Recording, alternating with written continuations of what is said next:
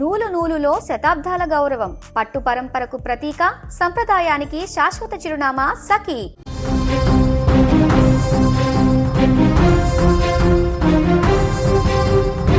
Middle ఈస్ట్లో జరుగుతున్న యుద్ధం ఇప్పుడు అత్యంత భయంకరమైన మలుపు తిరిగింది.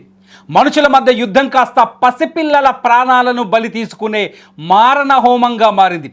ఇజ్రాయెల్ మరియు అమెరికా బలగాలు జరిపిన గగనతల దాడుల్లో ఇరాన్లోని ఒక పాఠశాల పూర్తిగా ధ్వంసమైపోయింది.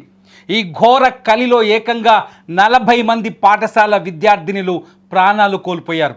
ఒకేసారి 40 మంది చిన్నారులు శవాలుగా మారడం చూసి ప్రపంచం బోరున విలపిస్తోంది. దక్షిణ ఇరాన్లోని మినాబ్లో ఒక బాలికల పాఠశాల ఈ దాడులకు వేదికైంది. ఇజ్రాయెల్, అమెరికా సంయుక్తంగా నిర్వహించిన ఆపరేషన్లో భాగంగా క్షిపణుల వర్షం కురిపించారు. అందులో ఒక శక్తివంతమైన క్షిపణి నేరుగా స్కూల్ భవనంపై పడింది. ఆ సమయంలో క్లాసులో పాఠాలు వింటున్న విద్యార్థుల మీద ఒక్కసారిగా స్లాబ్ కూలిపోయింది. మొదట 5 చిన్నారులు చనిపోయారని వార్తలు వచ్చినప్పటికీ శిథిలాలు తొలగించే కొద్దీ ఆ సంఖ్య పెరుగుతూ పోయింది. ఇప్పటివరకు అందిన సమాచారం ప్రకారం 40 మంది విద్యార్థినులు మరణించారు. మరికొంతమంది పరిస్థితి ఇంకా విషమంగానే ఉంది. ఇరాన్ ప్రభుత్వం ఈ ఘటనపై నిప్పులు తిరుగుతోంది. ఇది యుద్ధం కాదు, ఇది పక్కగా ప్లాన్ చేసిన సామూహిక హత్య అని ఇరాన్ అధికారులు ఆరోపిస్తున్నారు. చనిపోయిన వారిలో ఎక్కువ మంది 10 నుంచి 15 ఏళ్లలోపు వారే ఉండటం మరింత విషాదకరం. ఇక్కడ ఇరాన్ రెవల్యూషనరీ గార్డ్స్ స్థావరం ఉంది. అమెరికా, ఇజ్రాయెల్ దళాలు మాత్రం తాము ఇరాన్ రెవల్యూషనరీ గార్డ్స్ స్థావరాలని టార్గెట్ చేశామని, కానీ స్కూల్ భవనం దానికి అతి సమీపంలో ఉండటం వల్లే ఈ ప్రాణ నష్టం జరిగిందని సమర్థించుకునే ప్రయత్నం చేస్తున్నాయి. స్కూల్ బయట కనిపిస్తున్న దృశ్యాలు గుండెల్ని పిండేస్తున్నాయి. ఇరాన్ ఇప్పటికే ఈ దాడికి ప్రతీకారం తీర్చుకుంటామని ప్రకటించింది. మీరు మా పిల్లలను చంపారు, ఇప్పుడు మీరు దానికి తగ్గ మూల్యం చెల్లించుకోవడానికి సిద్ధంగా ఉండండి అని ఇరాన్ సైనిక నాయకత్వం హెచ్చరించింది. అంటే రాబోయే కొద్ది గంటల్లోనే మిడిల్ ఈస్ట్లో యుద్ధం మరింత తీవ్రం కాబోతుందనే సంకేతాలు కనిపిస్తున్నాయి.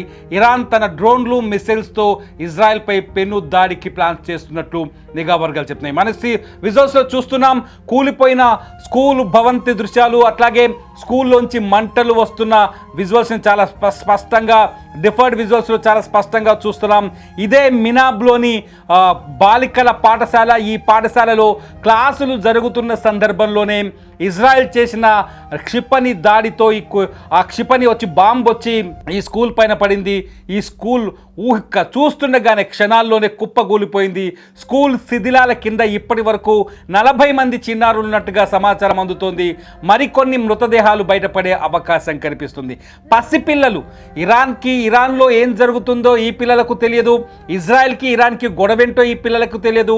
అమెరికాకి ఇరాన్కి మధ్య ఉన్న ఘర్షణ ఏంటో ఈ పిల్లలకి తెలియదు. ఈ పిల్లలు కేవలం రేపటి భవిష్యత్తు కోసం చదువుకుంటున్న పిల్లలు. కేవలం చదువుకోవడం, అమ్మా నాన్నలు మాత్రమే తెలిసి పిల్లలకు. అమాయకమైన ఈ పిల్లలు ఒక్కసారిగా ఇప్పుడు తునాతునకలైపోవడం, ఇజ్రాయెల్ వేసిన బాంబు దాడికి తునాతునకలైపోవడంతో ఒక్కసారిగా ఆ ప్రాంతమంతా, మినాబ్లోని ఈ ప్రాంతమంతా, దక్షిణ ఇరాన్లోని మినాబ్లోని ఈ ప్రాంతమంతా ఒక్కసారిగా దుఃఖసారంగా మారింది.